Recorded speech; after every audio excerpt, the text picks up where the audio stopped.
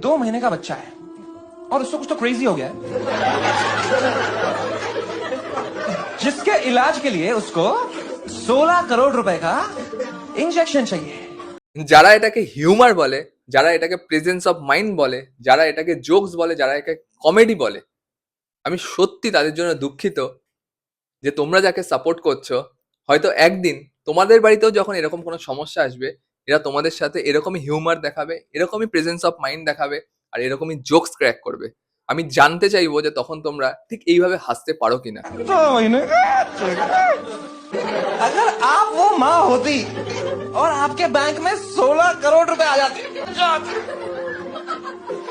एक बार तो अपने पति को देख के बोलती ना, क्योंकि कोई गारंटी नहीं है बच्चा बचेगा इंजेक्शन के बाद ना यार, मर भी सकता है। আর যদি এটাকে তোমরা ট্যালেন্ট বলে ভেবে থাকো আর যার জন্য একে তোমরা ফলো করছো, আই এম রিয়েলি সরি, এটা বলতে খুব দুঃখ লাগছে যে তোমরা কিন্তু সামনে একটা বড় গর্তে পা দিয়ে দিয়েছো।